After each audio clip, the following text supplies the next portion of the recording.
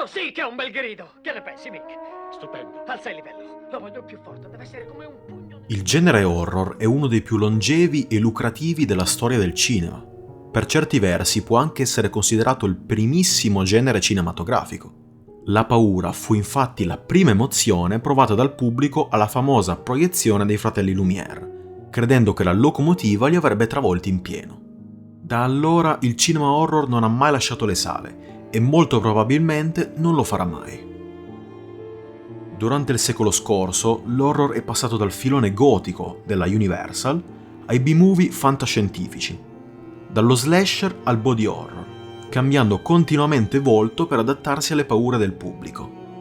Arrivati agli anni 2000, il genere viveva per lo più di rendita, sfornando pallide imitazioni di ciò che un tempo aveva fatto scuola e trovando fortuna solo con il filone paranormale, e quindi giù di fantasmi, demoni, possessioni, fantasmi demoniaci, bambole possedute, fantasmi di bambole demoniache possedute a loro volta di un fantasma di una bambola demoniaca. Insomma, avete capito.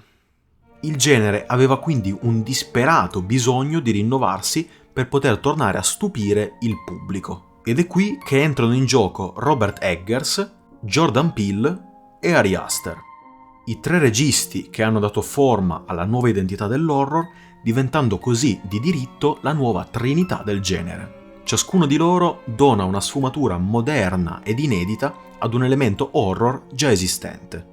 Il folklore per Eggers, la satira per Peele e il trauma per Aster. Ma ora andiamo ad analizzarli singolarmente.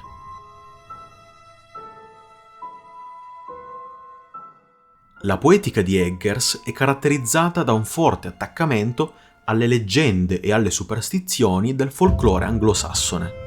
Tuttavia, la sua genialità non sta nell'attualizzare queste storie, ma nel trasportare lo spettatore in quei secoli in cui tutti credevano ciecamente a streghe e demoni.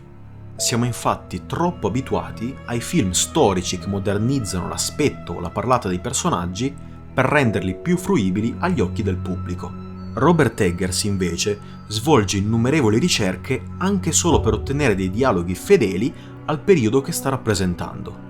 In questo modo crea un'iniziale sensazione di estraniamento che si trasforma in immedesimazione. Lo spettatore è talmente immerso nei suoi film che arriva a temere i presagi di sciagura e la furia degli dei proprio come avrebbe fatto un cittadino del XVII secolo.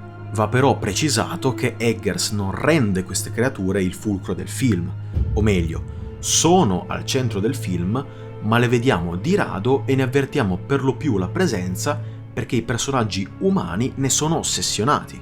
I mostri quindi prendono vita perché gli umani credono in loro.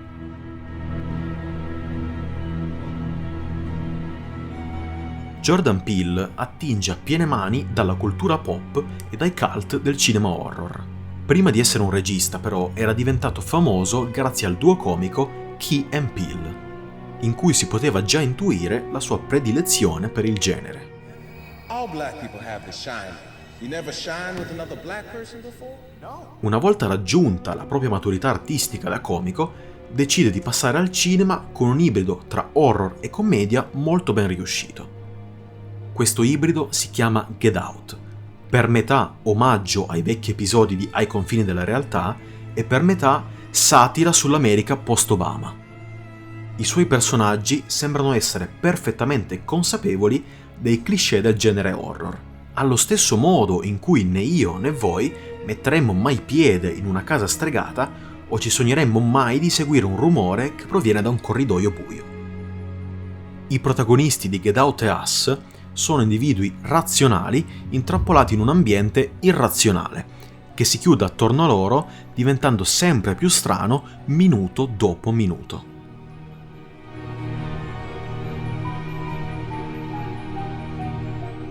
Laddove gli altri due registi prendono ispirazione dall'esterno, Ari Aster la prende dall'interno. I suoi mostri non sono zombie o vampiri, ma paranoia, lutto e senso di colpa. I film di Aster non sono altro che un'estensione dei traumi che il regista ha affrontato in prima persona. Certo, possiamo anche trovare elementi soprannaturali come possessioni e rituali esoterici, ma questi fenomeni fanno semplicemente da sfondo al vero orrore. In Hereditary assistiamo alla lenta distruzione di una famiglia, che comincia a cadere a pezzi dopo una serie di lutti. I movimenti della videocamera diventano sempre più naturali man mano che il film procede. La composizione di ciò che vediamo nell'inquadratura ha sempre qualche piccolo elemento fuori posto, che suscita più disagio che paura, quasi come un quadro storto che non riusciamo a raddrizzare. In Midsommar, invece, Aster tenta un'impresa quasi impossibile per il genere, ovvero ambientare un film horror completamente di giorno. Per compensare questa sua innovazione, ogni elemento visivo viene infatti amplificato per immergerci nella psiche di una protagonista disperata e vulnerabile, completamente succube della narrazione in cui si trova. La visione collettiva di questi tre registi ha perciò fatto scuola, dando vita al cosiddetto high concept horror, ovvero pellicole estremamente autoriali che si servono della componente horror come pretesto per parlare di tematiche ben più ampie. Il nuovo volto dell'horror non consiste più in killer mascherati o bambine possedute. Il nuovo volto dell'horror è intriso di mostri molto più tangibili e viscerali.